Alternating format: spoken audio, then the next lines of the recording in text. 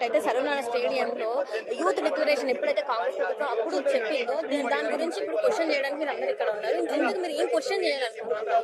అదే youth declaration ఎక్కడ ఉంది?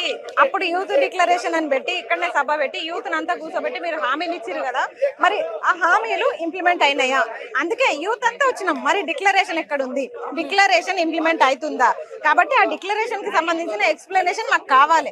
అందుకే కాంగ్రెస్ వాళ్ళకి కూడా మేము ఛాలెంజ్ చేసినాం, మీకు దమ్ముంటే సరూర్ నగర్ స్టేడియం కి రండి, వచ్చి మీకు కూడా చైర్లు ఉంటాయి, మీకు కూడా మీరు సభాముఖంగా మీరు చెప్పొచ్చు, మేము ఇన్ని పోస్టులు ఇచ్చినాము, ఇన్ని పోస్టులు ఫిల్అప్ చేసినామని మీరు చెప్పొచ్చు. అట్లానే మేము వెయిట్ చేసినాం, కానీ ఎవ్వరు రాలే. మీరు నిజంగా 60,000 ఇచ్చినాం 70,000 ఇచ్చినామని మీకు మీరు చెప్పడం కాదు, మీరు కూడా ఇట్లా నిరుద్యోగుల్ని కూర్చోబెట్టి ఒక సభలో ఎవరో మీ ఎమ్మెల్యేలు మీరు మీ కార్యకర్తలు కూర్చొని 60,000 ఇచ్చినా 70,000 ఇచ్చినా కాదు, అట్లాంటి సభలు కాకుండా నిరుద్యోగులతో ముఖాముఖి సభలు ఏర్పాటు చేసి ఇట్లా సరూర్ నగర్ లో పెట్టి మీరు ముందల కూర్చొని నిరుద్యోగులకి ముందు వరుసలో పెద్దపీట వేసి మేము 60,000 ఉద్యోగాలు ఇచ్చినామని చెప్పే దమ్ముందా? నేను అదే చెప్తున్నా, ఎక్కడన్నా చెప్పని, మేము లేని కాడ ఎన్నైనా చెప్తాయి. ఆ కెమెరాలకు నోర్లు ఉండవు కదా, కెమెరాలు క్వశ్చన్ చేయలేవు కదా, అందుకే కెమెరాల ముందర మైక్ ముందర మస్తు మాట్లాడతారు. ఏమైనా మాట్లాడితే మిమ్మల్ని కూడా అంటారు, జర్నలిస్టులు కూడా అమ్మరు వైరు అంటారు. ఇవన్నీ మనం ఫేస్ చేస్తున్నాం, అందరిపైన దాడులే చేస్తున్నారు కాంగ్రెస్ వాళ్ళు. కాబట్టి నేను చెప్పేది ఏంటంటే నిరుద్యోగులతో ముఖాముఖిగా మాట్లాడండి. చెప్పుల దండలు పడతాయి ఒక్కొక్కరికి. ఎందుకంటే మా వల్ల మీరు ఉద్యోగాలు సాధించి మా వల్ల పదవులు పొంది ఈ రోజు నిరుద్యోగుల్ని పేడ్ బ్యాచ్ అంటారు. అవును, పేడ్ బ్యాచ్లమే బరాబర్. మీకు అమ్ముడు పోలేదు, అప్పుడు మీకు అమ్ముడు పోయినాం, మీకోసం ప్రచారాలు చేసినాము, మిమ్మల్ని నిలబెట్టినాం, అందుకే మేము పేడ్ బ్యాచ్లమే. ఉద్యోగాలు ఇచ్చినాము, అంతా తెలంగాణ సుభిక్షంగా ఉన్నది, కావాలని పేడ్ మీడియాతో ఇది మాట్లాడిస్తున్నారు. ఇవన్నీ కూడా ఇప్పుడు నిరుద్యోగులు కూడా మీరేందంటే మీరు ఉద్యోగాలు రాక ఓయిలలో తిరుగుతూ మీ చదువులు అయిపోయినా కూడా ఓయిలలో తిరుగుతూ మీరు అన్ని మాట్లాడుతున్నారని నిరుద్యోగులు కూడా మాట్లాడుతున్నారు. ఇప్పుడు నేను ఏం చెప్తున్నా అంటే, చదువులు అయిపోయినాక ఎవరైనా ఉద్యోగం కోసమే ప్రిపేర్ అవుతారు, ఎవరైనా. ఇప్పుడు నేను అనేది ఏంటంటే, మీరు పేడ్ బ్యాచ్ మీరు కావాలని ఇట్లా చేస్తున్నారని అంటే, మరి నా నోటిఫికేషన్ నాకు రాలేదు, అందుకే నేను ఫైట్ చేస్తున్నాను. నాకు కావాల్సిన నోటిఫికేషన్ వస్తే నేను చదువుకుంటా, ఉద్యోగం రాకపోతే ప్రైవేట్ జాబ్ చేసుకుంటా. ఆ నోటిఫికేషన్ ఇచ్చుడు మీకు చేత కాక నన్ను నిందిస్తే ఎట్లా? ఎందుకు మీకు భయం అవుతుందా? నేను ఎక్కువ క్వశ్చన్ చేస్తే మీ ప్లేస్లు ఏమైనా రీప్లేస్లు అయితే భయం అవుతుందా? మీకు భయపడి నా మీద నిందలేస్తారా? ప్రసక్తే లేదు, ఊకుండే ప్రసక్తే లేదు. 2 లక్షల ఉద్యోగాలను వసూలు చేసుకుంటాం. 2 లక్షల ఉద్యోగాలు అనేది వాళ్ళ టైం ఏదైతే 5 సంవత్సరాల టైం ఉందో ఆ టైంలో ఇస్తామన్నారు. సంవత్సరానికి 2 లక్షల ఉద్యోగాలను మాట్లాడలేదని అంటారు. సరే, ఏడాదిలోపు అనలేదు కదా, మేనిఫెస్టోలో కూడా దొంగ మేనిఫెస్టో ప్రకటించారు కదా.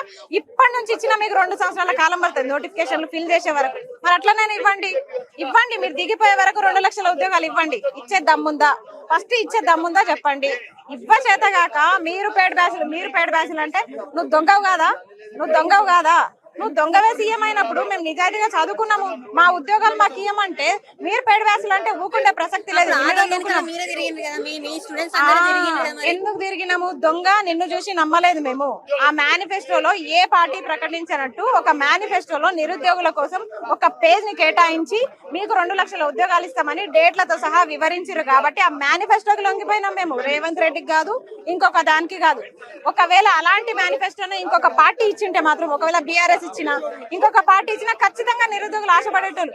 నెలకి 4,000 నిరుద్యోగ వృత్తి, మహిళలకి స్కూటీలు, ఫీజు రియంబర్స్మెంట్లు, విద్యార్థి భరోసా కార్డు 5 లక్షలు, ఇంకా మాకు 2 లక్షల ఉద్యోగాలు అంటే మీరైతే ఆశపడరా? ఒక 2 లక్షల మంది జీవితాలు నిలబడుతున్నాయి కాబట్టి ఆశపడ్డాం.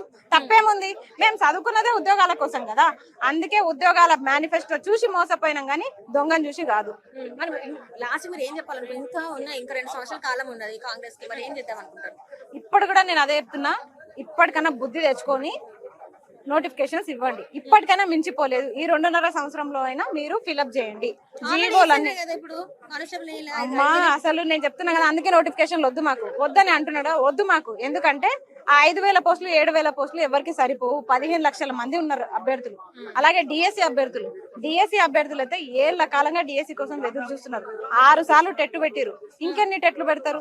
ఇక ఈసారి మీరు కూడా మాతో కూర్చొని టెట్ రాయండి. ఆ ఓపికకి దండం పెట్టాలి. అన్ని సార్లు రాసినాం మేము టెట్, నిజంగా ఆ టెట్ అంటే ఏందో తెలవాలంటే రేవంత్ రెడ్డి అలాగే వీళ్ళందరూ కూడా కాంగ్రెస్ పార్టీ లీడర్స్ అందరు కూడా మాతో పాటు టెట్లు రాయండి. పేపర్ లీక్ల గురించి మరి ఏం మాట్లాడతారు? పేపర్ లీక్ల గురించి వీళ్ళు ఎగ్జామే పెడతలేరు కదా, పేపర్ లీక్ల గురించి ఏం మాట్లాడతాం. కానీ ఇంకా నేషనల్ మ్యాటరు ఖచ్చితంగా అది కూడా వాళ్ళు కూడా 2 కోట్ల ఉద్యోగాలు ఇస్తామన్నారు, వాళ్ళు కూడా వెనుకబడిపోయారు. ఇక్కడ ఎంతసేపటికి మనం రాష్ట్రం మీదే పడుతున్నాము, అక్కడ కూడా పడాలి ఖచ్చితంగా. నేషనల్ లో కూడా మనం 2 కోట్ల ఉద్యోగాలు వసూలు చేసుకోవాలి బీజేపీ నుంచి కూడా.